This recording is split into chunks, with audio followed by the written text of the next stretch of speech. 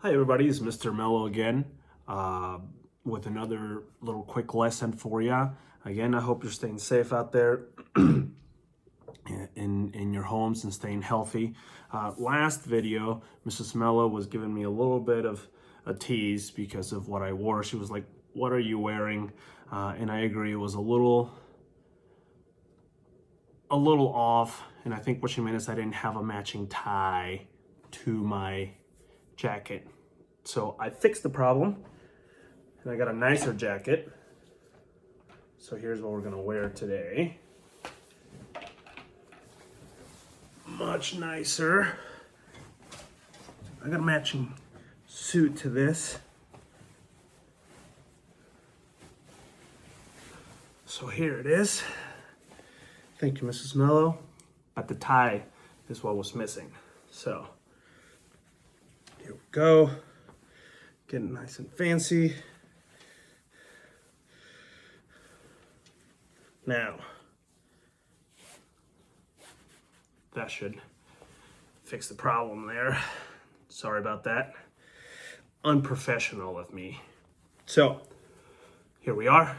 And while I have your attention, as you're trying to figure out what it is that I'm wearing, something cool that you can do with your art, if you are not keeping it all. I know that if you are one of my students, we don't throw art away, whether you like it or not. Sometimes it ends up being forgotten. And so what we do is we reuse it, or you give it to me so I can post it as an example. One cool thing that you can do, super cool thing that you can do right now, is some of the folks at retirement homes are even more isolated than we are. They can't go out on walks or anything like that sometimes. So what you can do is you can save those pieces of art and send them to them in an envelope.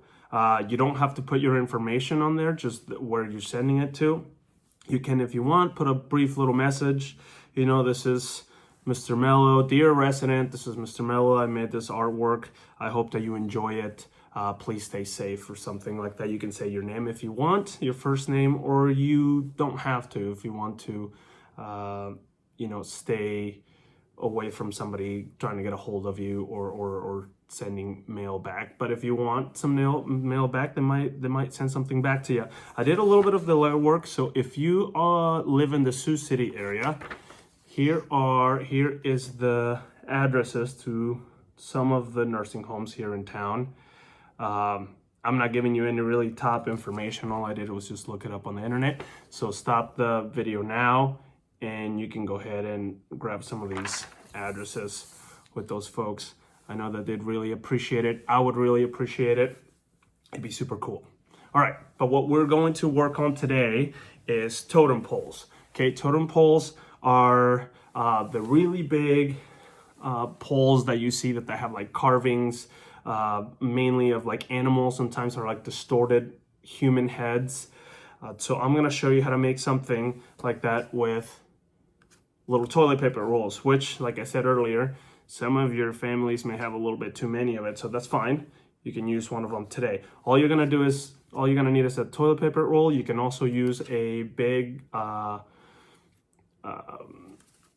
paper towel roll. You can use that as well if you want to make it bigger, or if you want to stack two of these on top of each other to make it bigger, you can. I'm going to use a Sharpie so that you can see it better on the video, but you should always start with pencil if available, and if you can, so that you can erase if you mess up. Okay, so I'm gonna tilt this forward so you can see what I'm doing. Again, feel free to pause the video, rewind, whatever you need to do. So here's gonna be our totem pole, right? And totem poles kind of mainly come from the Native Americans on the northwest coast of the United States. If you don't know where that is, that's kind of in the Washington, Oregon, Idaho area. Mrs. Melo's in the background. Little cameo there.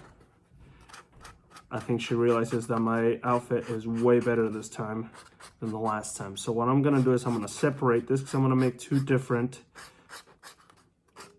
designs on my totem pole. So now I have separated it. You can do several, you can do 4 if you want, you can do 5, however you want, but this will be a good space for a nice little head.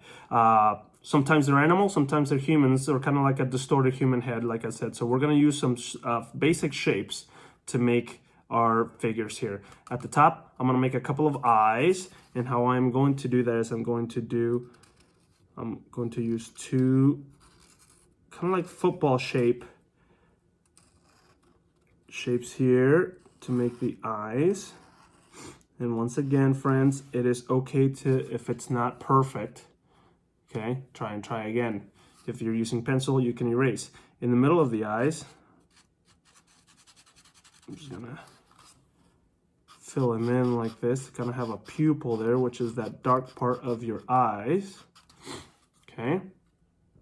To make a nose, I'm simply gonna make a long rectangle, but you can make a triangle, you can use an oval, whatever you want to make. So there's my nose there.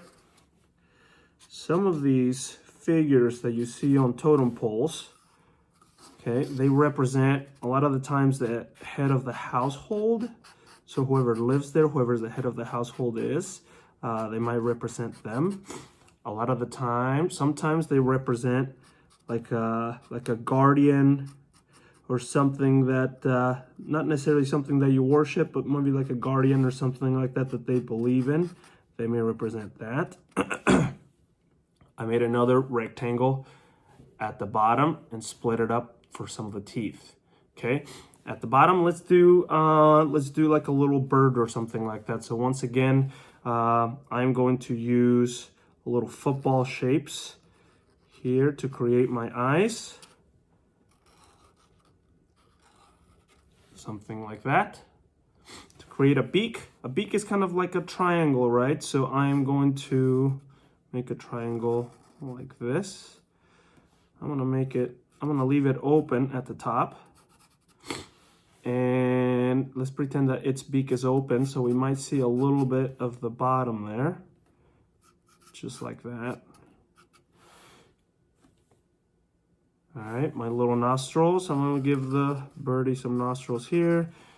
Once again, I'm gonna finish up with some pupils like this, like so. And to give it the effect that maybe it's a little hairy animal, we can do some quick little dashes back and forth like this. And we can even do it on the side if you want, just like this. Okay, so nice and simple. Again, if you have crayons or markers or anything like that, you are more than welcome to use any of those to decorate. So here's another one that I had made, a little bit more decorated like that. I used different shapes, okay? And then I also used a paper towel pull on as well, way longer like this. And you can decorate it all the way along the lines like this, not just the front like I did here, okay? So here are my 3 examples.